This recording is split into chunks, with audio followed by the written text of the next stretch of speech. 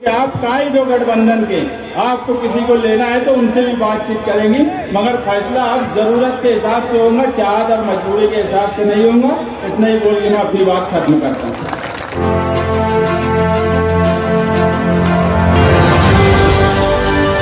आप देख रहे हैं अब तक न्यूज चैनल। अगर अब मैं सियासी बात करूंगा, कारपोरेशन तुमने सालों से राज किया। मैं हमेशा बोलता हूं कि ये वो शहर था 99 के बाद और 99 से पहले इसका मुकाबला नासिक और औरंगाबाद से किया जाता था। उस वक्त भी मैं ये बात मानता हूं कि वो नासिक और औरंगाबाद के बराबर नहीं रहा होगा, मगर आज ये शहर क्या है। आज नदी के उस पार हम उस पार से बिछड़ गए। आज रोड और गटर पर आप लोग काम की बात करते हो। निहाल साहब थे उस वक्त रोड और गटर की बात नहीं होती थी। अगर निहाल साहब ने माइनॉरिटी की कॉलेज लाई तो इस 22-23 साल में किस लीडर ने एक कॉलेज ला के बताई, वो भी ऐसी माइनॉरिटी की कॉलेज जो महाराष्ट्र में 2 है, एक साबू सिद्दीक बम्बई और एक मालेगांव, जहां पूरे महाराष्ट्र के अकलियत के लोग आकर अपना तालीम हासिल करते हैं। और आपने इस शहर को क्या दिया? सिर्फ बदनवानी और करप्शन। अगर मैं बोला भी था कि 40वां बनाना है, 40 साल जश्न, तो नदी के उस पार बनाइए। जिस शहर को तुमने खंडर कर दिया उस शहर में जश्न बनाया जा रहा है। और मेरी बात कभी शेख रशीद साहब ने बराबर बात बोली, जो बात 1999 में बोली जाती थी कि फिरका परस्तों से कांटेक्ट करके 99 का और 2004 का इलेक्शन जीता गया। जब 40 साल जश्न हो रहा था तो शेख रशीद साहब ने एक जगह जलसे में बोला कि मुझे तो आरएसएस वालों ने भी वोटिंग की है। जो बात हम बोलते थे कि ये फिरका परस्तों से मिलकर इस शहर का दबदबा खत्म कर रहे हैं और जनता दल को कमजोर करने की भी वजह यही थी कि आरएसएस और नदी के उस पार के फिरका परस्त उन लोगों ने जनता दल को कमजोर करने के लिए शेख रशीद साहब को लाया। उसके बाद किसने किसको लाया ये भी पूरा शहर जानता है, उस पर मुझे बात नहीं करनी है। मगर इस शहर का दबदबा, ये कंपाउंड की जो आवाम है हजारों की तादाद में, आज ये बात तो साबित कर दी कि ये शहर का दबदबा वापस आएगा। आज शहर में जिस तरह से जश्न का माहौल था वो तो ये साबित कर रहा है कि इस शहर में दबदबा आएगा। और यही तकलीफ सबको है। इससे पहले 2 सियासी पार्टियों के बड़े बड़े जलसे हुए, मगर किसी ने उस दिन दूसरे जलसे नहीं रखे। ना 14 अक्टूबर को जलसा रखा गया, न 21 अक्टूबर को जलसा रखा गया, मगर 28 तारीख का जलसा तुम्हारा फेल करने के लिए राष्ट्रवादी कांग्रेस पार्टी ने जलसा रखा। मगर जब आवाम सोच लेती है, एक जुनून तारी हो जाता है, तो इससे कोई फर्क नहीं पड़ता कि वो जलसा कैसा होगा। और मैं तो उनका शुक्रिया अदा करता हूं कि उन्होंने जलसा रखा तो हमारे वर्करों में उतना ही जोश आया। और मैं पहले भी बोलता था कि जनता दल के वर्कर अगर जोश में आ जाए तो उनके लिए कोई जरूरत नहीं है कि किसने क्या किया क्या नहीं किया। और ये जनता दल के वर्करों का जोश था कि लोगों के महीना भर के जलसों के ऐलान थे, हमारे सिर्फ 4-5 दिन हुआ था जलसे का ऐलान। और ग्राउंड की पोजीशन आपके सामने है। डायनामाइट करने के लिए जलसा भी रखा गया, मगर ये जनता दल के वर्करों का जोश था कि जलसा मालेगांव की तारीख का सबसे कामयाब जलसा साबित हुआ। हर पार्टी छोटी बड़ी वो सिर्फ जनता दल को कमजोर करना चाहती है। उसकी वजह सिर्फ एक ही है कि शहर का दबदबा। अगर कोई ये बोलता होगा कि मैं सरेंडर मेरी पार्टी को बचाने के लिए हुआ तो बिल्कुल गलत बात है। मैं शहर को बचाने के लिए जेल गया था। मुझे पार्टी 2 नंबर पे है। जब शहर का सवाल और कौम मिल्लत का सवाल आ जाए तो उस वक्त पहला शहर होता है, उसके बाद पार्टी होती है। और इसी उसूल पे हम चलते हैं, इसी उसूल पे हम आगे भी इंशाअल्लाह चलेंगे। मगर इन चैंपियन चोरों को एक बात का एहसास नहीं हुआ कि इस पूरे शहर को लूटने के बाद आज अगर वो ये बोलते हैं कि हमने ये कर दिया, हमने वो कर दिया, तो पूरा शहर इसकी गवाही देता है। मुझे अब इस बारे में कुछ बोलना नहीं है।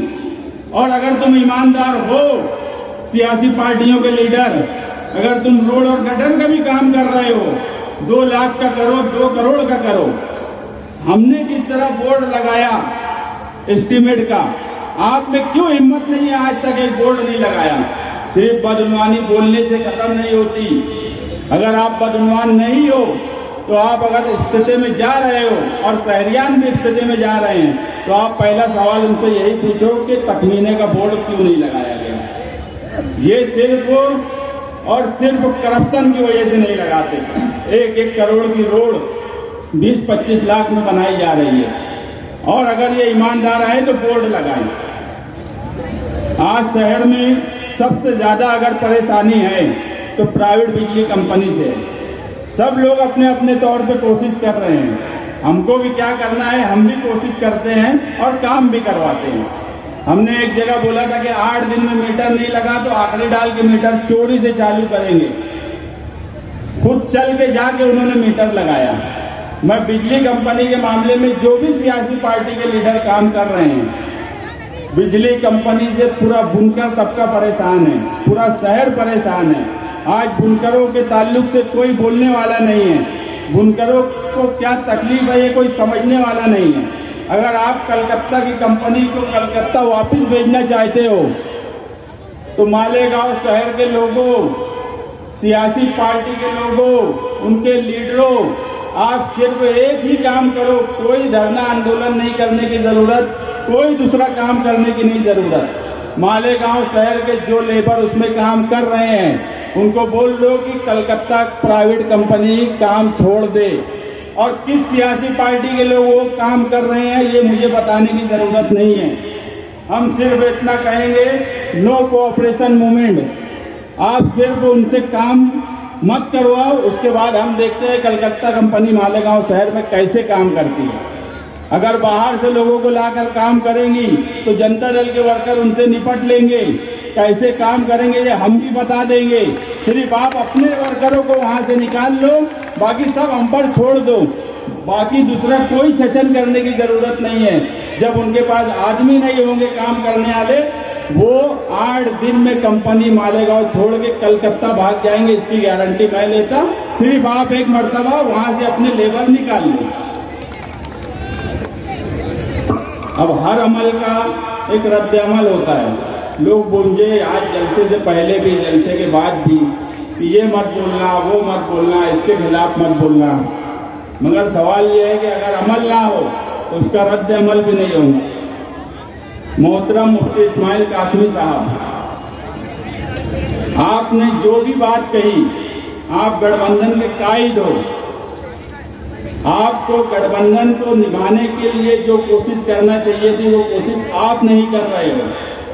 आपने अपनी तकरीर में कहा कि मुस्तकीम डिग्निटी, डॉक्टर खालिद, एजाज बेग, इनका क्या ताल्लुक है? हम सियासत में सालों से है। ये बात बिल्कुल सच है कि हमारा 2019 से पहले कोई ऐसा ताल्लुक नहीं था सियासी। हमारा ताल्लुक तो 2019 असेंबली इलेक्शन था जो आपके लिए हमने लड़े, यही ताल्लुक है हमारा। इसके अलावा सियासी हमारा कोई ताल्लुक नहीं है। ये आपके सामने सोचने का सवाल है कि जिस वक्त लोग आपके पास असेंबली में थे, जितने बड़े चेहरे थे, वो आज आपके आसपास क्यों नहीं है? ये आपको सोचने का सवाल है। शहरियान भी देख रहे हैं कि असेंबली में किन लोगों ने मेहनत की। आज आसपास कौन एक शख्स मुझे बता दो जो असेंबली में पूरी ताकत से उनके साथ खड़ा रहा और आज भी वो शख्स उनके साथ खड़ा है। बस हमें यही तकलीफ है। 1-1.5 साल से बोला जाता है कि जनता दल के लोगों ने ये बोला, उनके लोगों ने ये बोला। अब आप पार्टी व्हाट्सएप से चला रहे हैं तो इसमें हमारा क्या कसूर है? हमारे पास तो पार्टी है, झंडा है, डंडा है, सब कुछ है। व्हाट्सएप की बात, व्हाट्सएप पे हमेशा आपके लोगों की तरफ से अमल हुआ है तो उसका रद्द अमल हुआ है। बुलंद इकबाल के खिलाफ आपके लोगों ने लिखा, वो बुलंद इकबाल जिसका इंतकाल 16 सितंबर 2019 को हुआ, इंतकाल से 8 दिन पहले मुफ्ती साहब आपका मुझे फोन आया कि मुस्तकीम अब मजलिस से इलेक्शन की तैयारी चल रही है। मैं और बुलंद बोले मुफ्ती साहब आप किसी भी पार्टी से इलेक्शन लड़िए, हम आपके साथ हैं। उन्होंने कहा कि यार एक अपील लिख दो ताकि मैं घर घर घूमूं। तो मैं बोला मैं हॉस्पिटल में हूँ बुलंद को लेकर और मुझे नहीं लगता कि मैं लिख पाऊंगा। बुलंद बिस्तर पे लेटा हुआ था, वो मेरी बात सुन रहा था। मैं बोल के फोन रख दिया। बुलंद ने मुझे बोला कि अपील मैं लिख के देता हूँ। मैं बोला बुलंद नहीं लिख पाएंगे, तुम जाने दो। तो बोले नहीं मुफ्ती साहब का फोन आया था क्या? मैं बोला हाँ मुफ्ती साहब का आया था। तो बोले मैं लिखता हूँ। उसी वक्त जो वहाँ उसके संभालने के लिए जो लोग थे, रात में 11 बजे से लेकर 3 बजे तक वो अपील लिखी गई। असेंबली के इलेक्शन के आखिरी दिन तक वो अपील मालेगांव शहर में बटी। उसने किस तरह अपील लिखी ये मैं जानता हूं। और आपके लोग उसके बारे में बोलते हैं, उसके बाद भी आपके जिम्मेदार रोकते नहीं कि उस लड़के ने कितनी तकलीफ में लिखी थी। उसने ये मुझे बोला कि मुस्तकीम अपना क्या है अभी क्या नहीं मुझे नहीं लगता समझ में आता। अमेरिका इलाज के लिए जाना पड़ेगा कि कहीं जाना पड़ेगा। मुफ्ती साहब का इलेक्शन लड़ेंगे कैसे अगर तू भी मेरे ही साथ रहा तो। इतनी फिक्र जो इंसान करता था उसके खिलाफ आपके लोगों ने लिखा। हम भी स्क्रीनशॉट निकाल के रखे हैं और आज आप बोलते हो कि खिलाफ में बोला जा रहा है। हमेशा आपकी तरफ से अमल हुआ है, उसी का रद्द अमल हुआ है। पिछले जलसे में भी अमल आपने किया, हमने नहीं किया। भागने की बात पार्टी बचाने के लिए नहीं थी, उस पर तो रिजवान बैटरी वाला साहब ने अपनी पूरी बात कर दी, इसलिए अब मुझे उस पर नहीं बोलना है। 2007 की बात आप बोलते हो तो 2007 में क्या हुआ? 2007 में तीसरा महाजन जनता दल का कोई भी बातचीत का सिलसिला भी नहीं शुरू हुआ था। इनकी बातचीत जो थी वो शिवसेना से हुई थी और बाद में राष्ट्रवादी पार्टी की तरफ से की गई। और उस वक्त की कांग्रेस पार्टी से की गई। अब उस वक्त मैं 2007 के मामले में जाना नहीं चाहता और जेल जाने की बात मेरे ताल्लुक से सिविल हॉस्पिटल का वाकया हुआ। उस वक्त भी मैं जाकर मैं है यहाँ रिजवान खान सर बैठे और दूसरे लोग हम जेल गए। हमने एंटी सेक्रेटरी उस वक्त भी नहीं ली। असेंबली इलेक्शन में वाहिद मैं ऐसा इंसान हूँ जिसके ऊपर 4 केस बने थे। बाकी मुफ्ती साहब के ऊपर भी 4 केस उस वक्त नहीं बने थे। वो जुनून से हम जनता दल के वर्करों ने आपका इलेक्शन लड़ा था। एक जुनून था हमको और उस जुनून का सिला इस तरह दिया जा रहा है। हमारे खिलाफ बार बार बोला जाता है और ये कहा जाता है कि हम ना बोले तो ये कब तक ऐसा रहेगा? जेल के ताल्लुक से तो हमारा माजी है। निहाल साहब कभी जेल जाने से नहीं डरे, हम उनके ही वर्कर हैं। जेल जाने से कभी डरते नहीं। जब भी शहर बचाने का सवाल आएगा सबसे पहले जेल मैं जाऊंगा।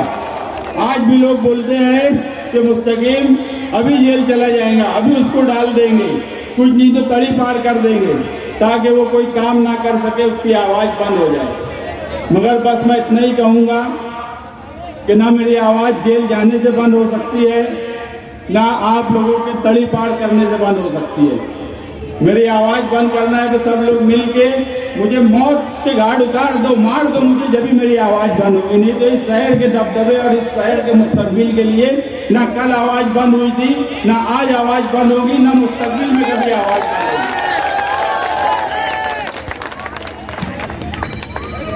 महागठबंधन ना मेरी मजबूरी है ना मेरी चाहत है।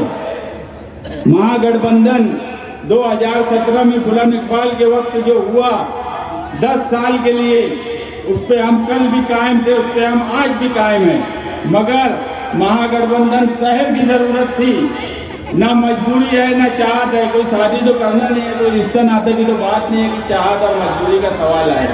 शहर की जरूरत के लिए अगर हम एक आए हैं तो इसका फैसला भी अब शहरियान ही करेंगे। महागठबंधन के ताल्लुक से हम भी शहरियान से बातचीत करेंगे।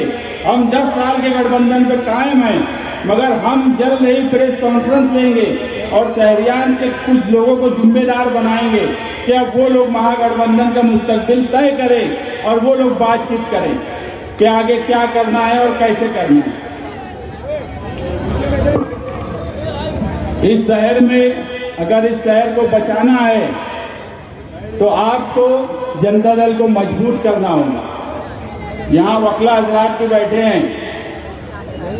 ये प्रोग्राम सिर्फ सियासी नहीं है, ये ज़ैर एहतमाम दस्तूर बचाओ कमेटी का प्रोग्राम है। हिमायत करता जनता दल है, तो वकील साहब लोग दस्तूर बचाओ कमेटी के नाम से यहाँ बैठ सकते हैं। जनता दल को अगर आप मजबूत नहीं किए तो इस शहर का मुस्तकबिल अंधेरे में गुम हो जाएगा। यहाँ सिर्फ चोरी, लूट मार और चैंपियन चोर जब तक घर नहीं जाएंगे, और हम भी चैंपियन चोरों को घर भेजने के लिए ही इस शहर में गठबंधन किए थे।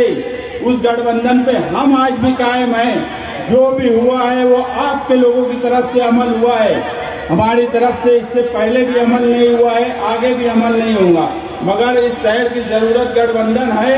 अगर वो जरूरत कायम रहे तो हम भी शहरियान के साथ बैठकर उस गठबंधन की बात करेंगे और प्रेस कॉन्फ्रेंस लेके एक कमेटी बनाएंगे और वो कमेटी बातचीत करेंगी, हमारे लोगों से भी बात करेंगी, आपके लोगों से भी बात करेंगी। और अगर उसमें आपको, क्योंकि आप कायद हो गठबंधन के, आपको किसी को लेना है तो उनसे भी बातचीत करेंगी। मगर फैसला अब जरूरत के हिसाब से होगा, चाहत और मजबूरी के हिसाब से नहीं होगा।